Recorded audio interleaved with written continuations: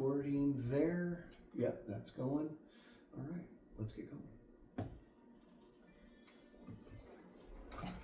Forgot to put my headphones on.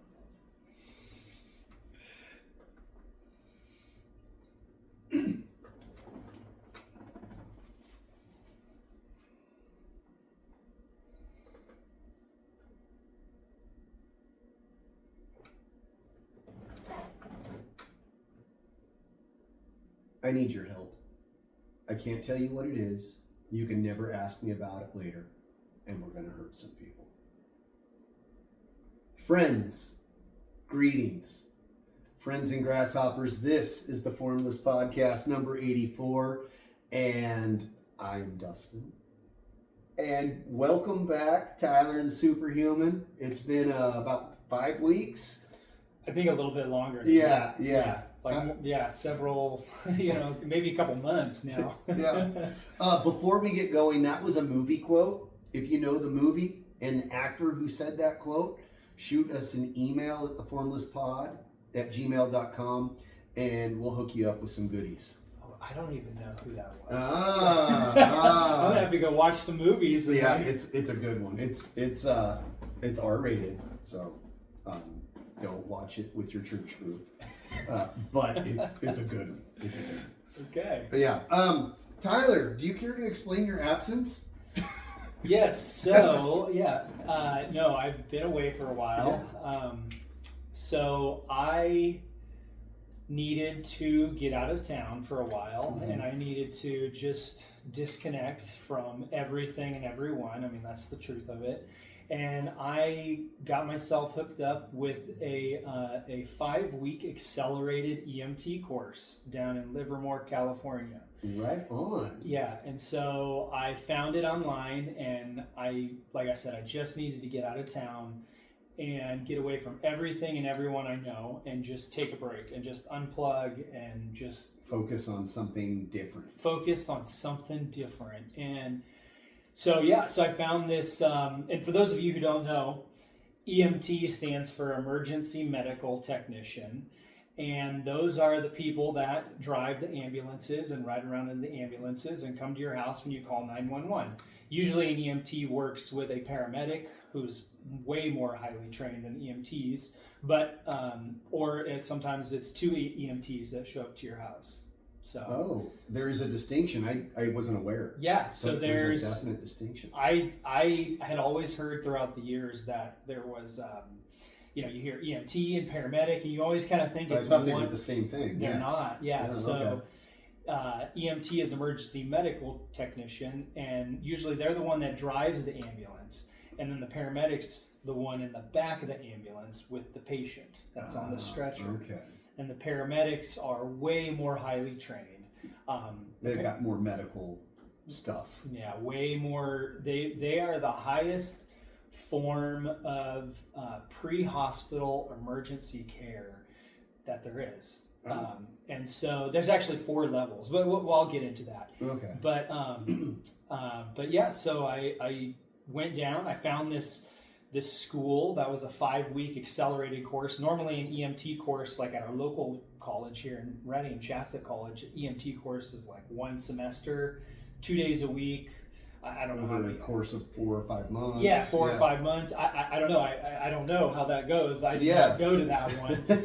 But it's a lot more spread out. You have more time to digest the information, whereas I went down and it was Cram City. 5 weeks, 4 days a week, 9 to 5:30 every day, an hour lunch, 2 tests a week, a quiz a week, skills examinations on how to strap someone to a spine board, how to apply a tourniquet, and a lot of the stuff I knew from the Army first aid training I had, but a lot of it I didn't. Yeah. And so so it's a 5-week accelerated course, so it was real fast, real to the point. They only wanted people there that were very serious. Yeah. And so I went down to Livermore and stayed there for 5 weeks and did this course, and I lived this course for 5 weeks.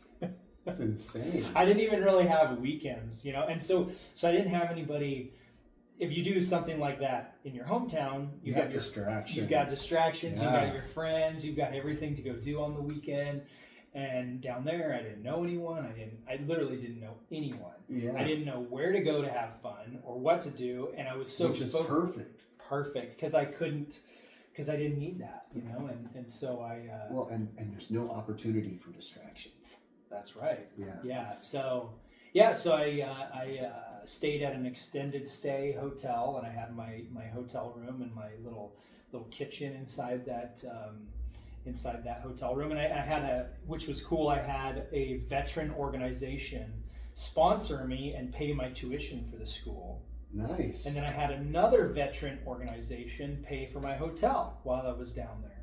So wow. The only thing I had to pay for was my gas and my food. And so, which is really cool. And that helped out tremendously, I bet.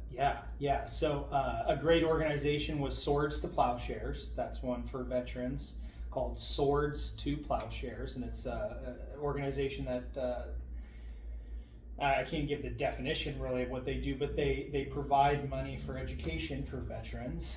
And because I couldn't use my GI Bill for this school, this was a post-secondary training school. I don't know if I want to say trade school, but it was a post-secondary school. So it didn't quite qualify for the GI Bill. Yeah. Okay. So, and the school was called American Health Education. They have multiple locations around California, and I want to say, I don't know if it's in other states or not, but definitely multiple ones in California. And had some great instructors with a lot of real world experience, paramedics. Mm-hmm. One guy, Terry, fantastic instructor. He was like retired, worked in San Francisco as a paramedic for I don't know how many years. Wow. Crazy stories. So anyways, I was gone doing that, and got to learn about the medical world, which I've never really been in. So, and you passed. I passed the class. Yep. That's good. We can mention that. Yeah. And then you had to take a test because you're not just licensed after that. No. So yeah, you had to pass the class. You had to maintain an 80% or above grade throughout the course. That's tough. On all your tests and quizzes averaged. And then this final for the class was separate, and you had to maintain an 80% or above on the final. Some people washed out of the class because they couldn't maintain their grade. I feel really bad for them. And then you graduate, you get your certificate saying, okay, you have completed the satisfactory didactic hours and the course for being an EMT. So now you have to go take what's called the NREMT test, which is the National Registry of Emergency Medical Technicians test. Okay. And it's a national, it's not state. No. Oh, okay. So it's it's a national test, and not all the states of the U.S. Use this to certify their EMTs. There's still a handful of states that don't. They have their own. Yeah, they somehow do it, but California subscribes to this, and so they use the NREMT, and so I took that test this last Monday night, and I passed, and so now I'm a certified EMT. Yeah, now I have my license, to be Right an on. EMT, and so a lot of people are asking me, they're like, well, Tyler, wait, what, aren't you still doing your movie stuff? What about your movie stuff? And I'm like, I'm like 100% gung-ho, moving forward on multiple movies that I'm working on right now. I want to research the medical world and like emergency medical services so I can portray it accurately in movies and shows. Yeah. I know from your own experience in the military and stuff, I'm sure you've watched action movies and went like, that's not how that happens. Because I've seen stuff in my own experience. I mean, we all have as adults. You've seen movies and you're like, that's, the what's the thing of disbelief? The suspension of disbelief. Yeah, the suspension of disbelief goes right out the window when you see something and you're like, that's just blatantly wrong. Yeah. You can't do it that way. It doesn't work. I watched a movie, a military movie recently. I won't say anything about it, but they really didn't either do their research on how the military uniform should have been, or their budget was just so low that they didn't have the budget for their wardrobe, their costumes. And these military, I don't even want to say what branch it was, but these military members portrayed on screen, their uniforms were just so jacked up. That's the term. That's what we use from the Army, jacked up. Yeah, they were just wrong. They were just wrong. They were off, and I was like, oh no, like no. Yeah. No. Yeah. It like, totally. Yeah. Did it ruin the movie for you? It did, because I'm sitting there going like, that is so not right, and I'm the whole time you're like worried about their uniform when you don't even know what's going on with the rest of the movie. Yeah, I wasn't paying attention to the dialogue, to anything of what was happening in the scene. So for EMS, emergency medical services, I want to portray that accurately on screen. So yeah, very cool. Yeah, and so what I was going to say is that there's, and I didn't know this beforehand, but there's 4 levels of emergency medical services in regards to the people that show up in an ambulance. And there's what's called, there's the 4 levels. The lowest level is what's called EMR, which is emergency medical responder. And that's usually like the guys who work at forest stations in the middle of nowhere. They get certified in, like, I don't know if it's like a 4 or 5 day course. It's some couple days. Better than nothing. It's better than nothing. Yeah, they get certified as an EMR, emergency medical responder. Well, then after emergency medical responder, the next level, the second level, is EMT, emergency medical technician. The 3rd level is called advanced emergency medical technician, so AEMT.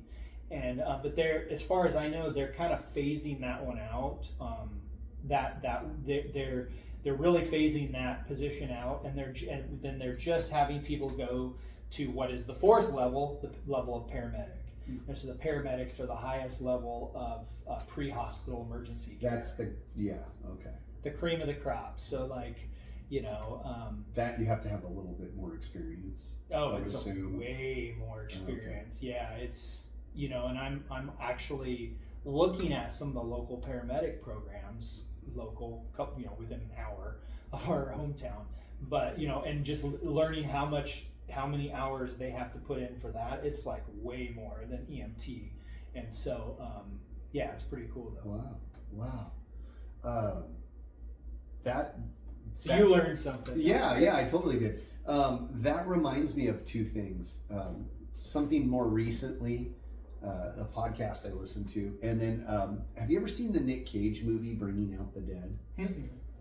He's a paramedic in New York City, and it's a wild, crazy movie, but it might be worth watching. He has some pretty wild experiences of like long hours, and it's I don't know how, I'm not a paramedic, so I don't know like how true to life it was, but it was pretty wild. I do know a paramedic, and he's told some wild stories that were like, holy cow. Yeah. But you'll definitely have fuel for stories, for sure. But the thing I was going to talk to you, we were talking about it before we started recording, one of the later episodes of Joe Rogan, he has Quentin Tarantino and a friend of his on. I can't remember the guy's name right off the top of my head, but they were talking about, they were friends before they started making movies. They worked in a video store together, and how they got how they got started, and they were conversing with customers and talking to them, and one of them, not Quentin, the other guy, took a trip, saved his money and took a trip, went to France, and like had all of these wild, crazy stories, and he started writing them down and like putting them into the dialogue for his movies and stuff. And he was using, he was like, my life's boring, basically, like, my life's boring. I work at a video store and I talk about movies all day. If I'm going to write movies, I need to have life experiences, and I need to like go see what this stuff is about. Like, if I'm going to use this as fuel. And so he saves his money and he quits his job and takes off and goes to France, and like gets hooked up with a bunch of different wild characters, and kind of, for lack of a better word, he was dumb to the whole, like, he was just completely naive to like the outside world, and like gets hooked up with these guys who are like doing stuff that he had never done on his own. Not for kids. Definitely not for kids. But it was interesting how he turned what could have been a very terrible situation into fuel. Huh. Yeah. But there were some other inspiring stories in it. It's pretty good. I'm not all the way through it yet, but it's pretty interesting.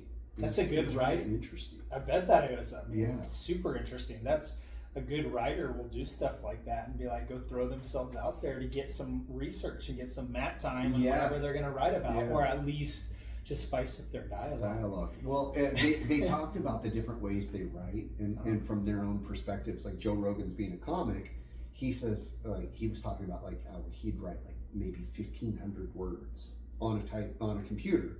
He'd type 1,500 words and he might use one line, but he had to go through all of that stuff to get to that line, and like he's got something to work with.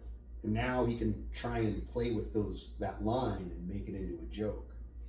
And then the movie guys, Quentin and his friend, I feel bad because I can't remember his name right now, but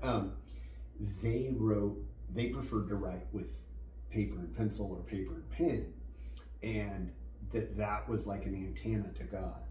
That's one of them quoted is, I quote them saying that they felt more connected, and they were writing more fleshed out stuff where it was like, this is like they're talking about everything that's going on in this thing, whereas Joe Rogan's just looking for an idea, or a spark, like a line, whereas these guys are like, they're writing the camera angle and the direction for the actor and how they're going to move, and then the dialogue on top of it.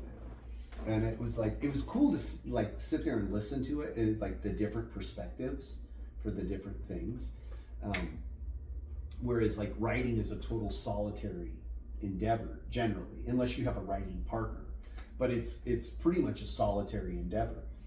Whereas like Joe's experience was, I'm writing solitary, but I have to practice this in front of a live audience so I can get feedback, so I know if it's gonna fall on its face or if it's actually gonna work.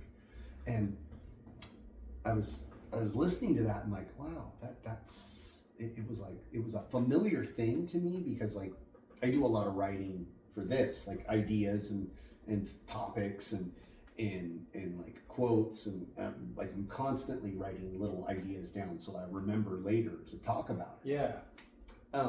But then like you get into like the training, like martial arts, there's only so much you can do solo before you need a partner to work with. And like, okay, this idea, how's this gonna work?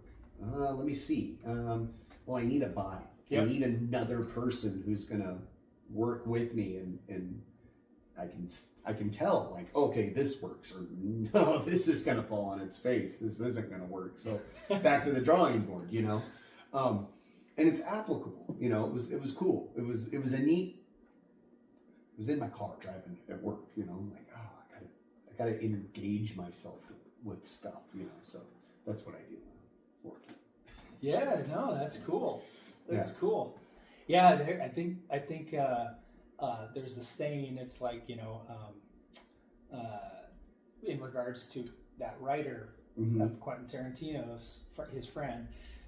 There's like a saying that's like be careful what you say or do around a writer, because you might end up in a movie, or a book, and just under a different name, or maybe it is your name, like if you got an interesting name, right? That's wild. That's wild. So and I'm actually right now I literally just finished the outline for another script that I want this to be the next movie I make. It may or may not be the next one I make, and it may never get made. but I've got a full, complete outline, and I'm working with a Hollywood screenwriter. Right on. Yeah, who's I brought him into town from out of town, and I showed him around town, around Anderson, our hometown where the dojo is, and I said, hey, here's the story, and I want to film at this location, this location, this location, this location. So you kind of have like an outline. Yeah. You have a game plan. Yeah, I have a game plan, and so I've got him, and he's ready to start writing, and I've got the whole outline done to hand to him, and he's ready to start writing and pumping out the screenplay. And whether or not what I have actually ends up in the script, may or may not, it may change, but definitely in my outline, there is definitely some people that are gonna, and it's gonna be another comedy. Oh, okay. That some people that some people in the script that say and do things that are just like people that have said and done things in real life. Oh boy. Oh, should I be nervous? No. Okay, cool. No. Because I've said some wildly outlandish stuff. But it's good. It's good fertilizer for stories. Right on. That's cool, man. So yeah, I was so excited for you when you told me that you were going to do this EMT thing. Yeah. At first, my selfish reaction, if I'm honest, was like, oh crap! Now I got to find like guests and other, but the adult in me was like, good for Tyler. Like, even if nothing comes of this, you've learned a new experience. You've had things. I've been really focused lately on that, like trying to get better. Self-improvement, what's next? Yeah. Like, what are we working towards? What's the end goal in that? And I think it's kind of because my wife's going to school, and then you're doing this and stuff, and it made me self-reflect a lot, and it's cool. It's like, I keep going back to this thought of like, we only got one ticket for this ride. That's it. And you got to make the best of it with what you've got. You're fortunate. You had the military programs available to you that you could go and do that, and it's like, you'd be a fool not to. Mm-hmm. You know what I mean? Like, that's awesome that you did. My wife figured out that she could go back to school, and it was like, great, go for it. I don't know if that means she's going to get a job or if that means she's going to continue to be a stay-at-home mom. Both of those are worthwhile endeavors. But the bigger point, the bigger picture is like, you're both trying to better yourselves. And that's so, to me, that's like, as I get older, that's so important. Whether it's physically or mentally or whatever, you're trying to progress. That's cool. It's inspiring. Yeah. It's inspiring. Yeah. So. I'm glad it's inspiring. Yeah. That's learning a whole new skill, and just throwing yourself out there, and it just throwing myself out there and not knowing a single person it's scary. Yeah, not knowing a single person, not knowing the teachers, not knowing the content, not knowing the area. Am I even gonna like this? Yeah. I didn't know anything, but I think it made for a very focused. It's almost like a laboratory where you can put yourself in like a high pressure situation and figure out, can I sink or swim? Yeah, and how to do this. And so it was I hadn't done something like that for a while, so it was very, very cool to do that, and to be in a situation like that. So that was really cool. I recommend. Yeah, I recommended that. I recommend if anybody can do something like that, like, it was really good for me. For sure. It was really good medicine. So just to get out and just roll the dice. Yeah. See what happens. Yeah, and having no idea whether, I mean, I could have easily failed that class and came home and failed, and I could have been talking about right now on this podcast how I didn't pass the class, and I literally had to be willing to trudge back up here from down south and come back up here and be like, and have to go through the agony and pain of telling people I didn't pass the class. Yeah. But I don't have to. But that was the gamble, for lack of a better word. I had this exact conversation with Brighton last week, because she's going through finals right now. Yeah. She'll have her bachelor's degree. She got accepted for the master's program. And she's like, you're telling everyone. And I am. I'm telling everyone. I'm literally telling everyone who's going to listen to this and everyone I meet. No pressure. That my wife's doing this master's program, right? And she's like, what if I don't pass? Yeah. What if I fail? And I see her side. Yeah. Like, that's huge. That's huge. She's like, I'm going to have to tell all these people that you've told that I'm going, that I failed, that I flunked out. And I'm like, okay, well, simple, don't. Right. Well, that's the a-hole move. Just don't fail. Yeah. Just yeah. I thought you meant don't tell them. Yeah. But the other thing, I was like, all of those people that like you and care about you aren't going to be like, well, I told you, you suck. They're going to be like, I'm sorry that happened. The people that really care aren't going to crap on you. And the people that are going to crap on you, what do you care what they think? Yeah. Yeah. Who cares? Because those people aren't there to help you. Those aren't a true friend anyway. And like, my definition of a true friend is somebody you could call, like, hey, I'm broke down on the side of the road. It's pouring rain. Can you come help me?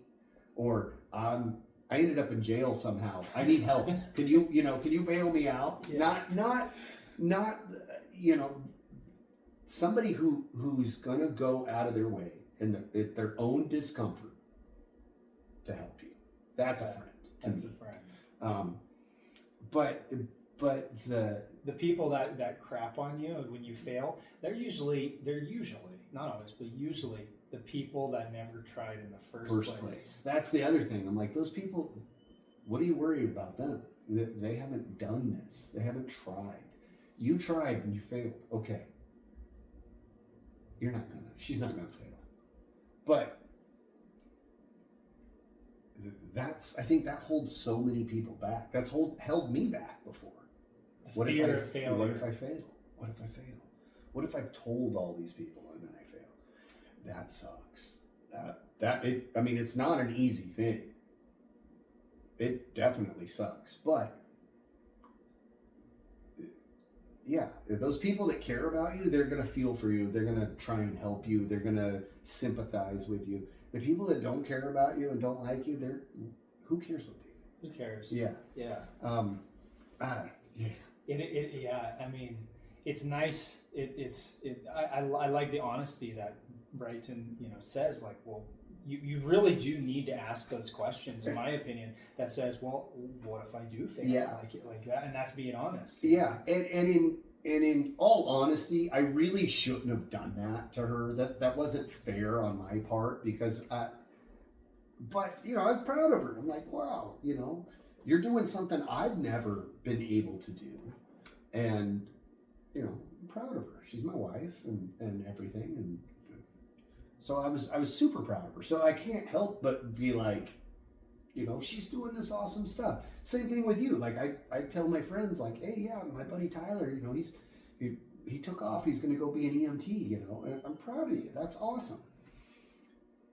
I didn't think of the consequences of what happens if they fail. Should you go be telling every single person you run into all these awesome things, But I usually don't think about the consequences before I open my mouth, so it's par for the course.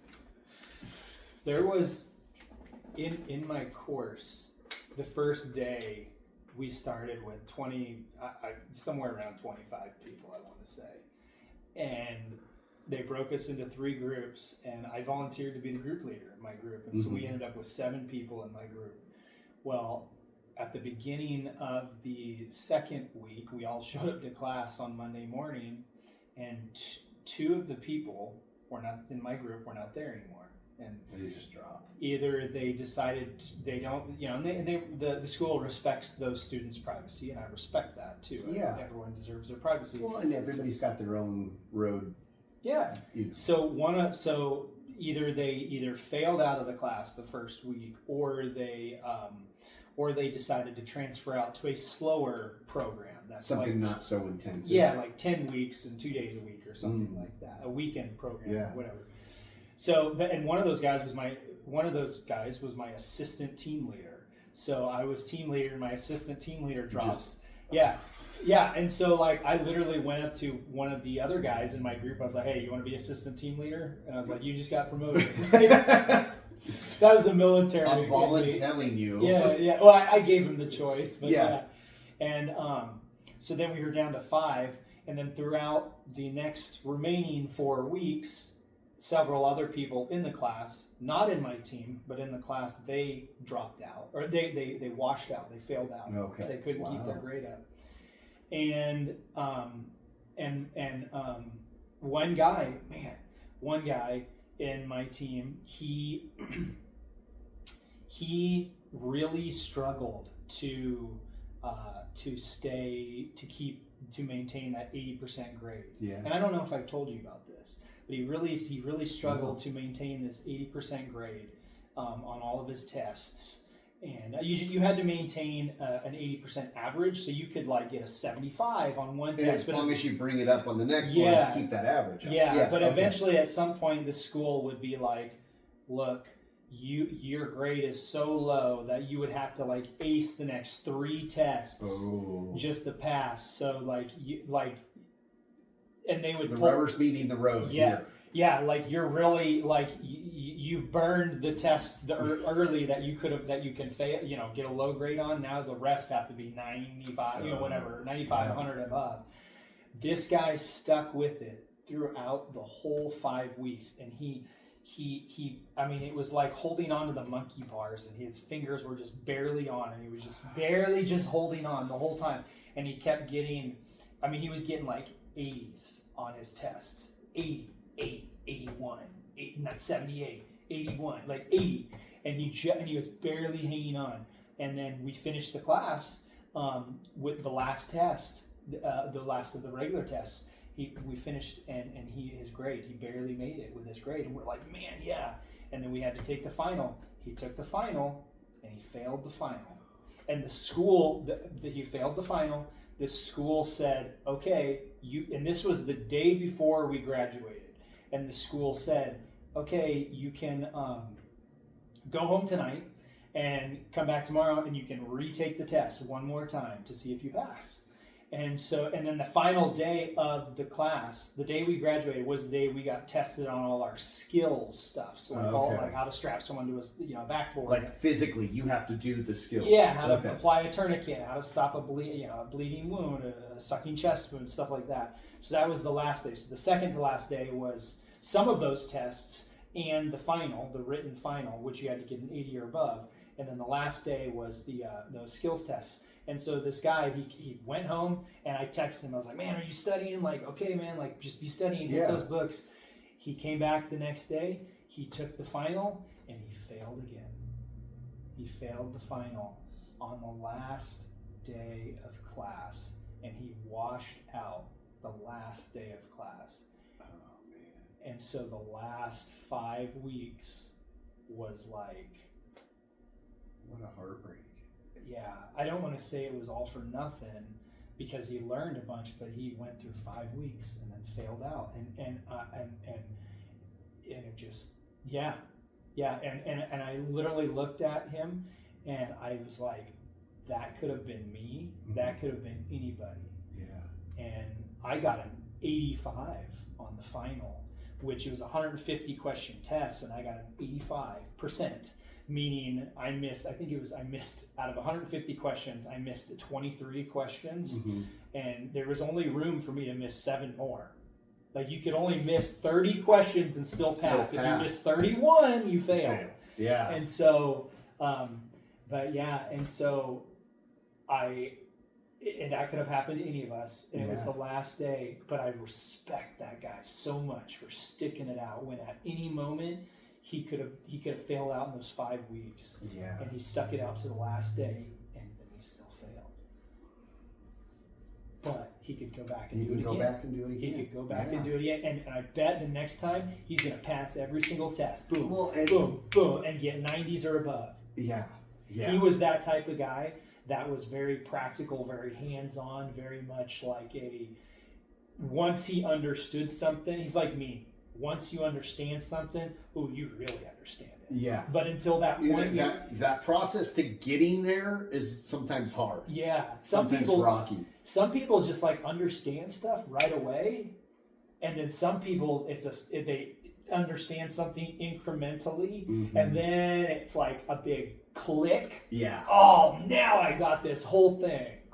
The last year and a half have been experiencing that on such an intimate level, it's not funny. Like, no, with my job, the first 6 to 8 months of my new job was Suck City. Like, I failed at everything. I was at the bottom rung. And it's because it was just so much information. You'd be lucky to just hang on to just a little, like, if you're trying to learn a new language, like, I know the letter A. Yeah. I know what that is.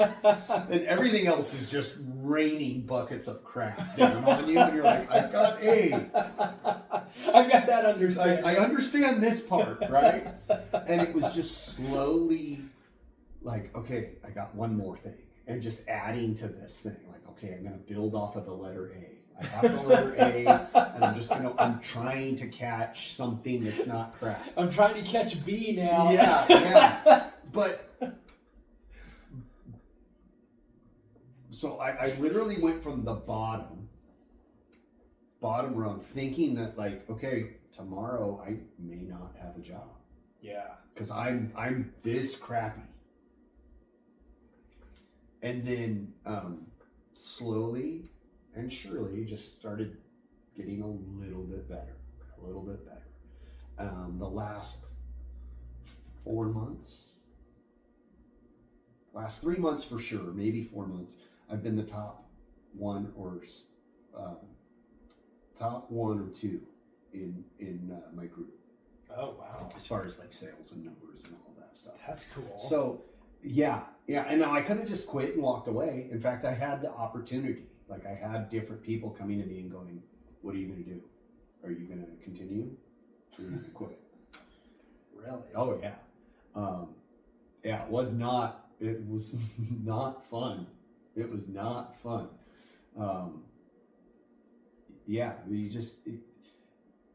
Sometimes you just got to struggle, and sometimes you got to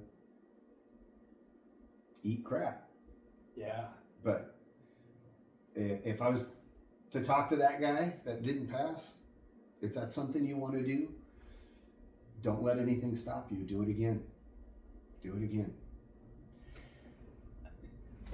That guy, and I hate to say, I'm not going to say his name. Yeah, obviously not. But I have such respect for him to do that, and he actually lost a bet with his friend, and that's why he had to do the class. Oh, really? He lost some bet with his friend and had to do the class, and it was and so that made me even more respect him. Yeah. Like if we made a bet and you said, okay, I bet you, Tyler, you've got to join a gym and attend it 4 days a week for a month. If I lost the bet and did that, I could easily just be like, well, work got in the way. Yeah. Life, I'm busy. I can't do that. Yeah, I don't got time for your. Here's lunch or something. Yeah, that's what I'd have done. Buy him something. Yeah. But this guy stuck with it from a bet. Wow. So he didn't really, he had skin in the game, but like. Yeah.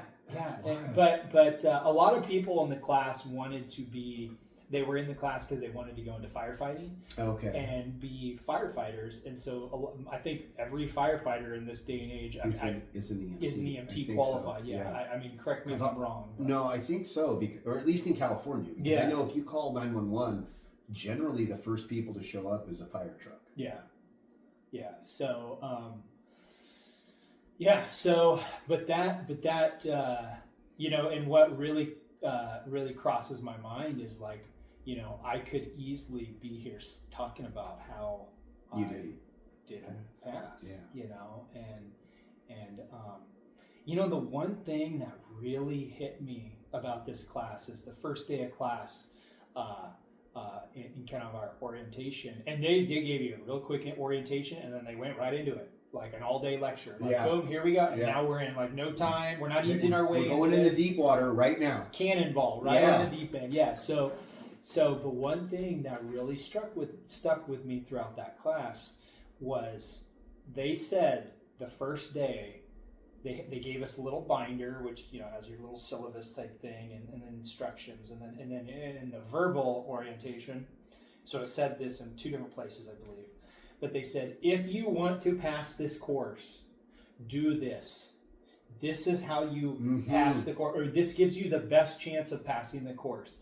And so they said, you do the reading, you read the book, you take what's called pre-tests. And they're test questions. They're kind of like what's going to be on the test. You do the pre-test for every chapter. You do homework, which is then another set of questions on a chapter. Then you do a post-test. And so like you actually kind of have 3 tests before you take the test. Before you take the chapter test. Yeah. So you've actually got 3 tests, and they said do those, and that is the best. So read the book and do those, and you'll have the best chance of passing the class. Well, there was a lot of people in the class that didn't read the book, didn't even crack open the book, and it was all on my laptop, but so digitally, but they didn't crack it open. They verbally would say, no, I haven't even read a chapter.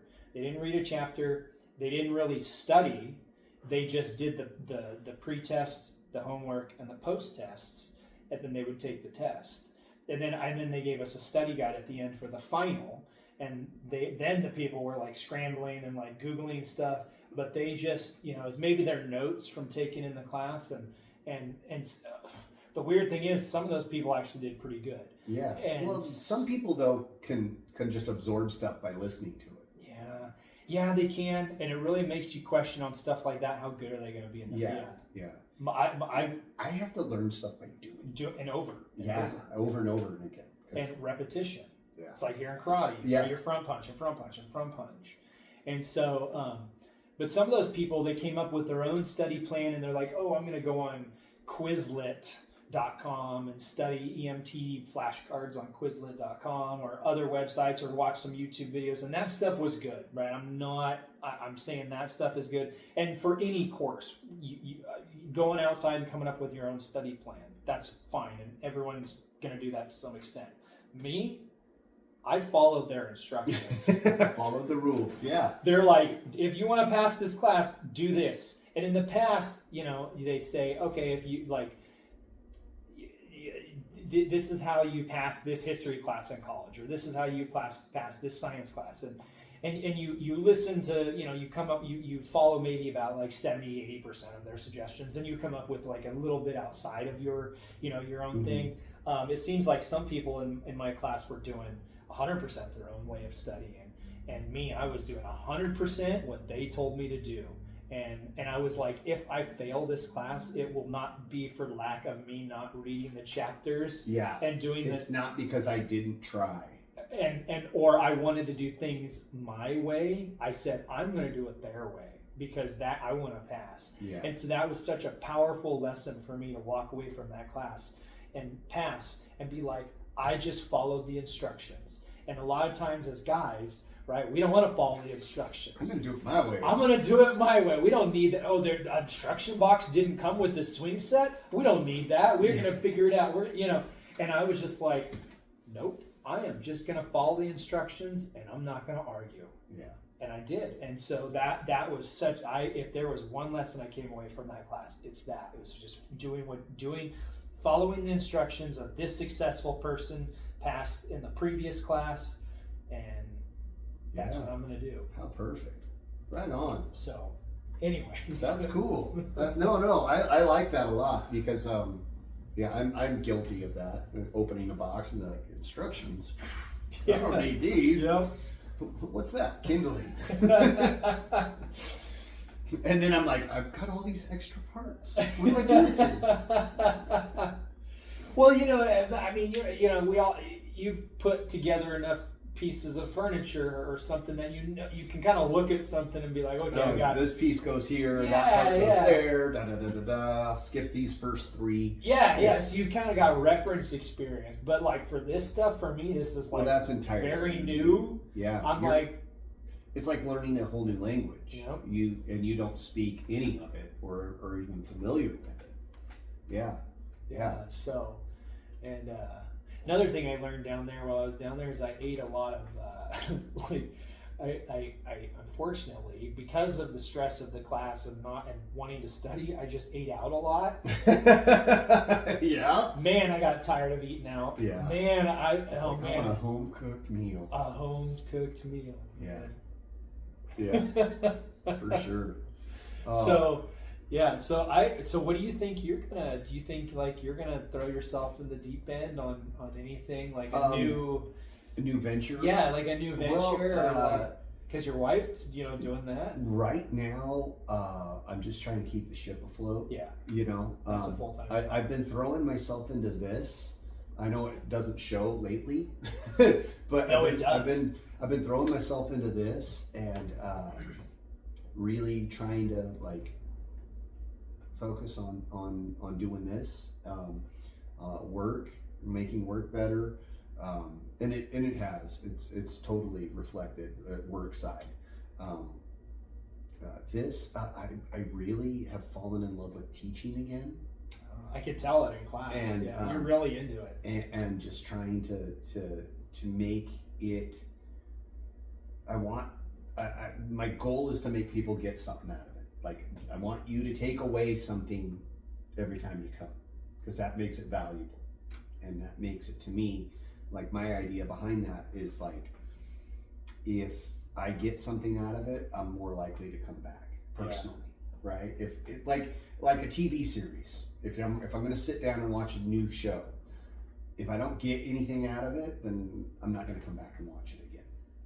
Interesting. Or a book. If I read 50 pages out of a book and I'm like, that was boring, or that didn't interest me, or the topic's too weird, or I didn't understand it, then I'm not going to continue.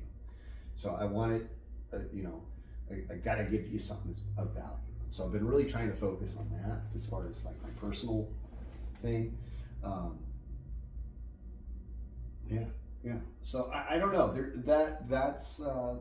something out there. There is. But I can totally tell that you're really into teaching. Yeah, it's a lot of fun.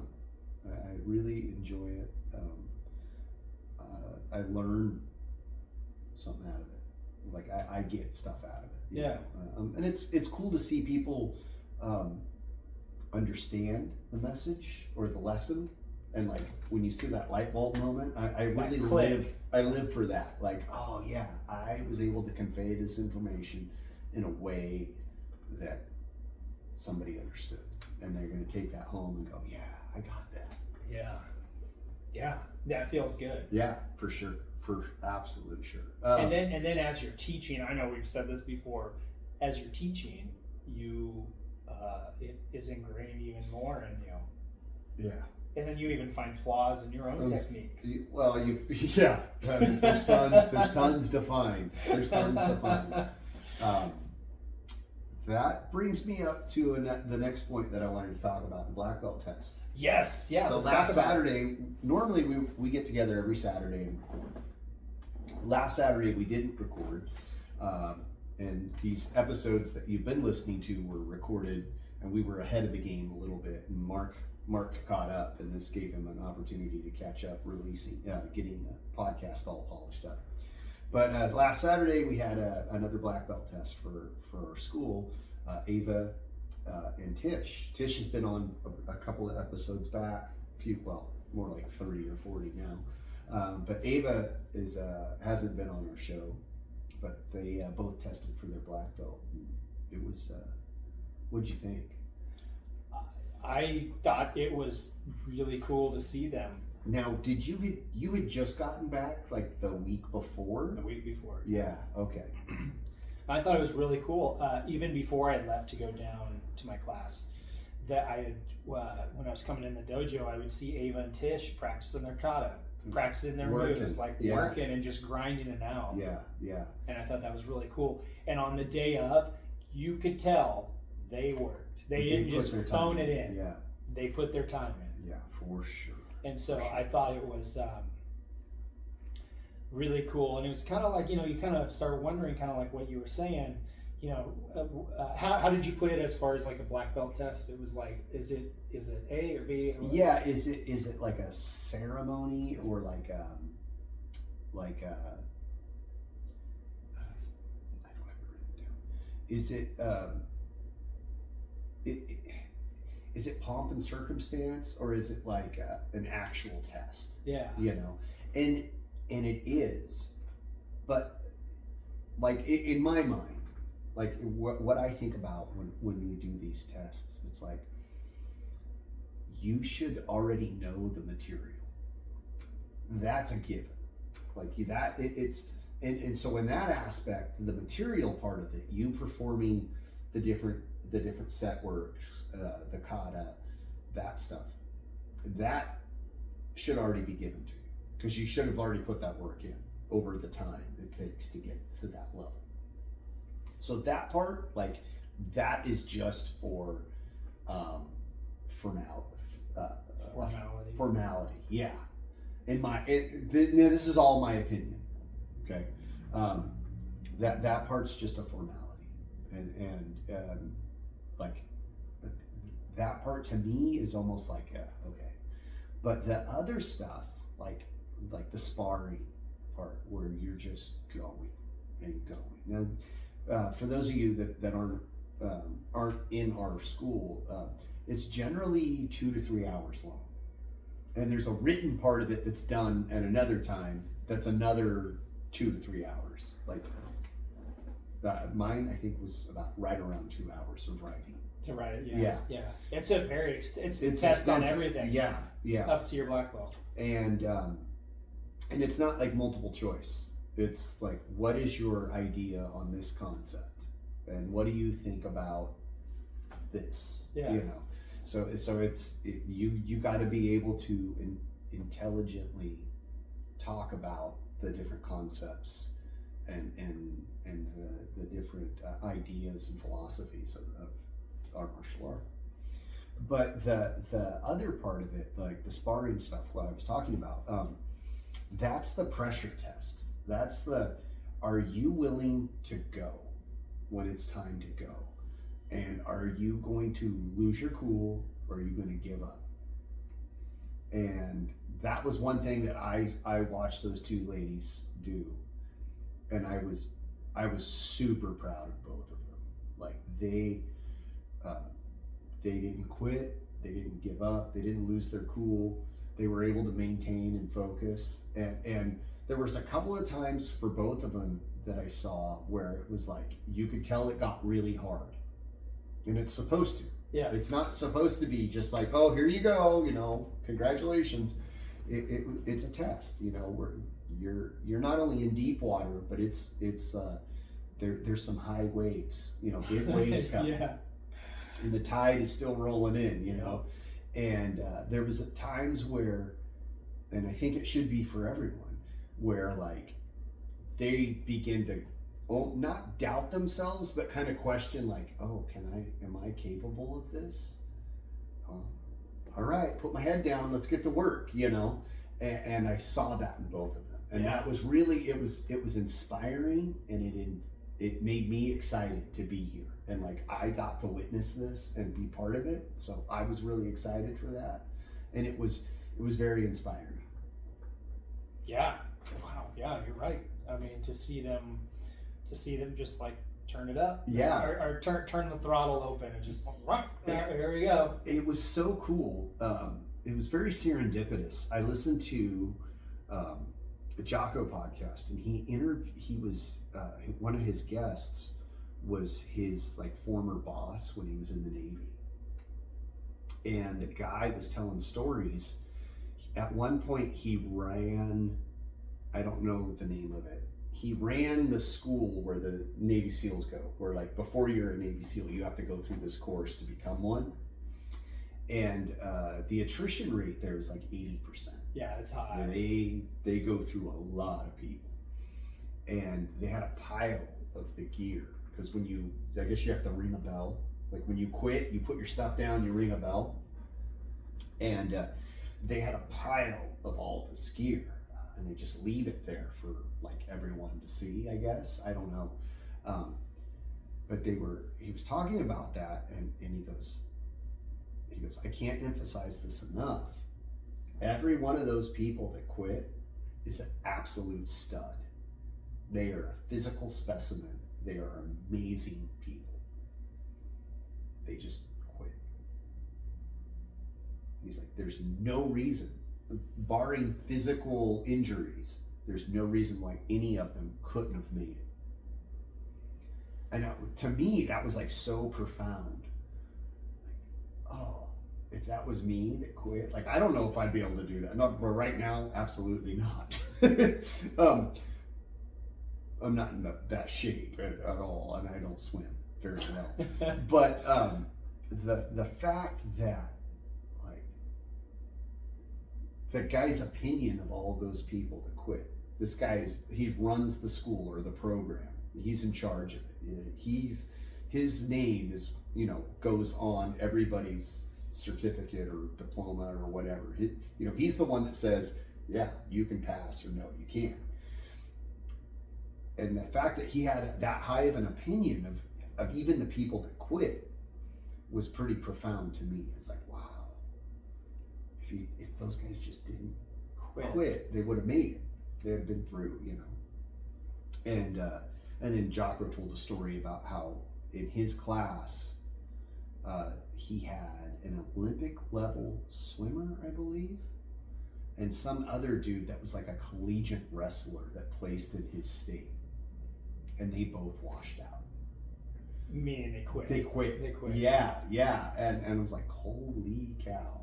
Like, you would think an Olympic level swimmer would be like, no problem, I can go swim. Yeah, because I mean that's a huge part of the Navy, water.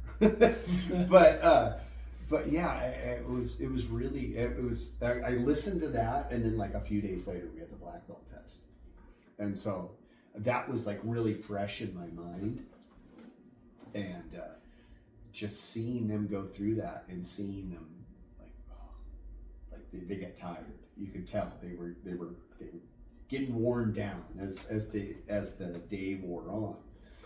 The hands start dropped. They're shaking a little bit. They're huffing and puffing, and I was like, oh, just keep going. You're don't like, give up, yeah. You're almost there. Just keep going. And they both did, and it was awesome. That was really awesome. cool.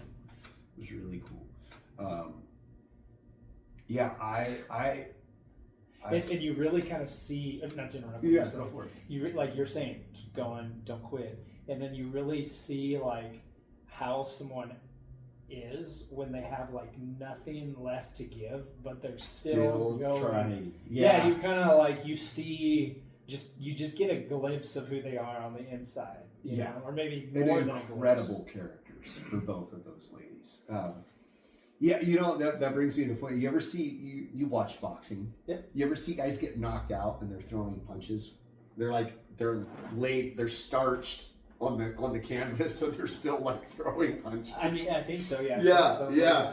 And it's like that guy's not quit. His body quit, but like his spirit or her spirit or her soul or whatever is still trying to go, Yeah. But they're completely starched. They're just like on the canvas, eyes open, physically unable to move on, but their brain wouldn't let them, or their whatever wouldn't let them. And that to me is like cool. That's amazing. Yeah. That is I think that's some of the best aspects of the human condition. Yeah. Yeah, Yeah, and wow. and those two ladies definitely demonstrated that. Oh man, they did. They just they especially did. Mm-hmm. And every time I see a black belt like that, you just see people get pushed to their limit. It's pretty cool to see that, and just to see them keep going, and they got nothing. I mean, when just somebody's on zero, you know, the gas tank is empty, but we're they're on still fumes, yeah. we're gonna continue to go. Yeah, that was and it's somebody at some point said this to me. They said I heard this from somebody. I don't even know if it was somebody at our school, but it was like you're not gonna, what is it? You're not gonna go into your black belt test wondering if you're gonna pass. At least not in our art. Like you're gonna go if you don't put in the time, like you're gonna know, like you're just gonna know you're not gonna deserve it. Well, yeah, and you haven't earned it yet. Yeah, I can see that. You know, like whenever, and also too, it's up to the teacher. Like if I had students and some student came to me and said, "Oh yeah, I'm gonna test in 6 months," and the next 6 months you don't see him at the dojo, you're really gonna be like, him putting in work. Yeah, and part of your test is putting in the work up that last stretch. Mm-hmm. That's part of the test. Yeah. And so well, so in my mind, whenever I saw them 2 months ago grinding out their katas and practicing after class and doing all their stuff, like I was like, oh yeah, they're black belts. Yeah, they're ready to go. They're ready to go. Absolutely. Yeah. So yeah, the did you have something to say? No, I was just going to say how hard it is. Yeah. Because not only are you like, okay, you're testing, you got a panel in front of you, but like your whole family's there, your friends are there, the school's there. How many black belts do we have watching them? And there had been like 9 or 10. You, Isaiah, Maddie, Mark, me, Blake, Joe, Hunter, Hunter, Myers, Phil. There was at least 9. Yeah, 9. I'm probably skipping somebody or forgetting somebody, but there was at least 9 people. 9 people. Yeah, 9 black belts watching your test on top of a full room of spectators. Yeah, we had a full parking lot for sure. It wasn't. I don't think there was an empty seat in the house. But I think, you know, like I remember when we tested, it's like I can't think about all these people that are sitting over here. Because if I do, like, I'm going to be distracted. Yeah. But it was like, I think I would have felt more comfortable standing up naked in front of everybody. You know? It was, because all eyes were on you. As soon as you started doing stuff, everybody's watching. Because you're pretty much the only action in the room. Yep. And you can feel it, too. Oh, you can feel everyone just like is quiet. That's why I was like, I can't think about that. Like, I got to focus on what I'm doing. I can't think about any of this other stuff over here. Just stay cool and don't quit. No, yeah, and keep going. And like you said, you asked that earlier. Is it an actual test? Is it a coronation? Is it a ceremony? I think it's a little bit of everything. Yeah. It's all of it. Yeah. The more I think about it, I agree. Because, like, there is some formality. There is a coordination, but there is still a test. There's still like one last little hurdle. Yeah. And you gotta you still gotta test the water, you know, which I don't know. I don't know if I would want it any other way. No. Like it's a there is a formal event to it and everything. That part I could do, whatever. Like, I'm not a big formal guy. I'm a t-shirt and jeans kind of guy. Like, whatever, you know. Accept me as I am or don't. I'm whatever. There's no sweat off my back. But there are people that is important, and I totally respect that idea. And I can go through with it. It's not like I'm a total hillbilly. Like I can dress up, you know.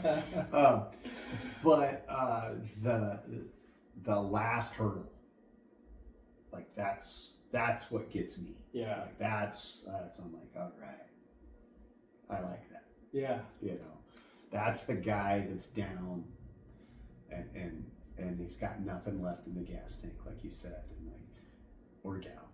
And can you keep going when there's nothing left? Mm-hmm. And that's what it comes down to. And there was a point where Tish was sparring with Sensei Court, and I don't know if they said that or if it was just in my head, but there was somebody who was like, can you keep going when you, I think it was Blaine, he's like, can you keep going when the chips are down, when you're in a terrible situation, when there's no help coming, can you keep going? Yeah. And that was where it was like, yes. Yeah. That's awesome. Go. It was awesome. You know, I have a hard time keeping my mouth shut too. Like when tests, like I can't hardly watch my kids test because I'm like, go, get your hands up, do this, do that. And I even when I'm being the test giver, I can't think of the proper word for it, but when I proctor? Yeah, the proctor. When I'm doing the proctor position, I'm like, okay, what'd you do right here?